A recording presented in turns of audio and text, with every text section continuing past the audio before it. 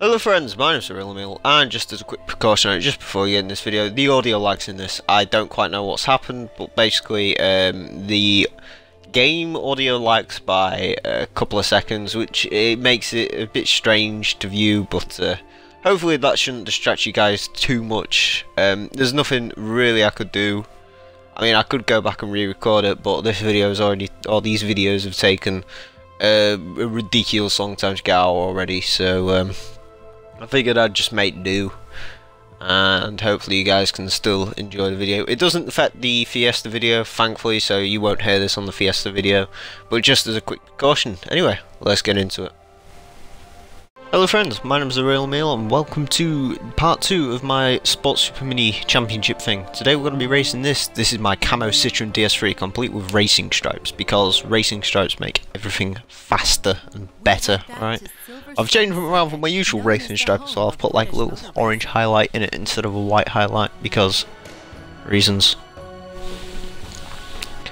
Going to Silverstone, not usually my favourite track, but on Forza 5, actually I don't mind this track. It's one of, well, actually there's quite a few tracks that do autocross. There's quite a few tracks that return from Forza 4, but this is probably one of my more favourite that return from Forza 4.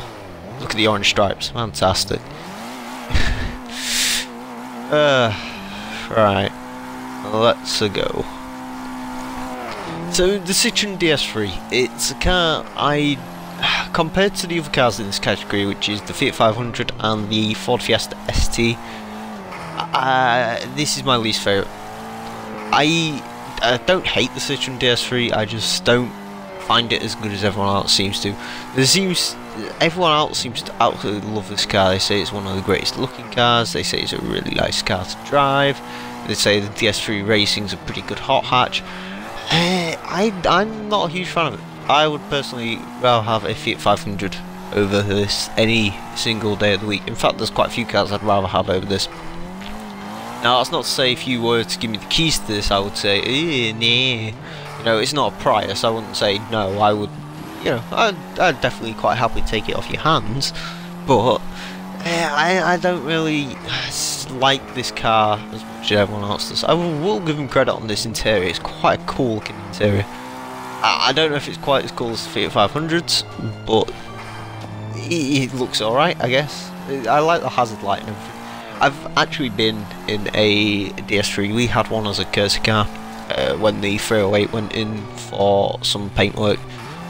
So we actually had a DS3 for 2 weeks. It was a white and it had some like weird purple that you'd find on like the floor of a nightclub. It was horrible, horrible colour.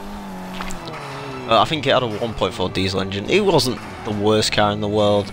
It didn't look too bad inside. The steering's light. That's all I can say. The steering's like ridiculously light. I could turn it with my little finger. My little finger really is really tiny. You know, I don't really like light steering in cars as much as, you know, I'd like a bit of resistance there. But yeah. But yeah, the DS3 is an alright car. Actually, to be fair, on this game, it's alright. I don't really know, you can't really say much about the handling. It's an autocross event. It's good enough handling to pass it, so I mean, I guess it's fairly alright handling then. I mean, yes, you can't really get it up to any speed. I guess we'll find out in our next race event.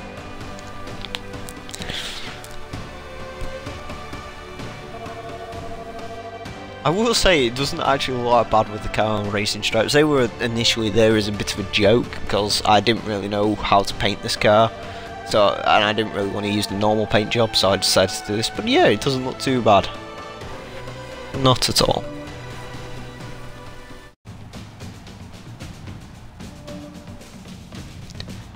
Okay, so you join me on track with our amazing Camo Citroen. We are getting ready to wreck some face in this race on the Bernese Alps. Probably one of my favourite tracks here in Forza 5. I quite liked it in Forza 4. It's just got a nice feel to it. It's nice and flowing and whatnot. There's a few trick corners here and there, but I quite like it. Alright, so we've got a ton of orange Fiestas, and we're actually going to see what our little Citroen handles like here. Okay, so there's quite a bit of on-power understeer. Okay, so that's manageable. I mean, it's not like the manic oversteer of the Fiat. But I'm going to defend the Fiat and say this car is boring. Yes, that's it. So, all these cars are actually built the same, so realistically they should handle pretty much the same. In case you're wondering, I did have a build video on the Fiat, however, when the sound got lost on that, the video got lost on that, and I couldn't really be bothered to rebuild it. Basically, all these cars are in the C-Class 500, as the Supermini event requires. They're all running about 205 to 220 horsepowers, all running race tyres, full tyre whips I think. Pretty much, you know, the works these cars are running. Very interesting painted Citroen, and my side screen's gone. That's the problem. The cracked windows do look quite cool in this game. There's my only real problem with them is that they can get quite annoying if you get cracked window screen. I was driving a Transit round Nürburgring earlier and the windscreen cracked, and you cannot see anything out the Transit to begin with anyway. So when you crack the window screen on that thing, then Jesus. Alright, we have absolutely no uphill power whatsoever by the looks of it. That Fiesta was definitely looking for the overtake there. This Citroen, man. I don't, like I said, I don't hate the DS3, I just think it's the weakest of all the cars in this category, because I love the Fiesta and the Fiat 500 so much, that I just, as in, the difference is I would consider, well, I'd highly consider owning a Fiat 500 or a Ford Fiesta. I wouldn't really consider owning the DS3, unfortunately. It's just not the car for me. Alright, how many laps are we on? 2 lap race. Okay, that's manageable. The 1 lap of the Alps on this game is pretty much measurable to the amount you'll spend on the loading screens, because, oh god, they're ridiculously long. I don't know why they're so long. Horizon 2s aren't that bad compared to this. This has got some... Well, I mean, other than the loading screens, this game's fantastic.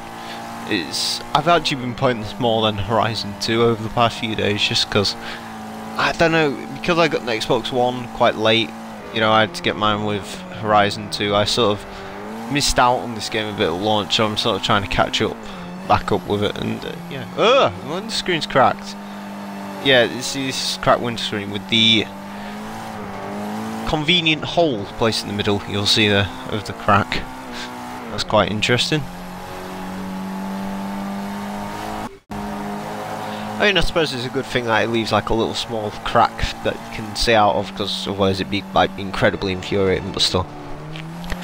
I kind of wish in the motorsport games they'd actually bring in no damage, because at the moment the lowest setting you can go to is cosmetic.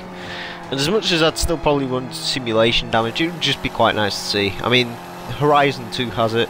If you haven't noticed, I run no damage in Horizon 2. A, because I like the cars to look nice. And B, I don't run simulation damage in Horizon 2 because simulation damage in a Horizon game, oh god, that's just never going to work, is it? What with all the jumps and everything.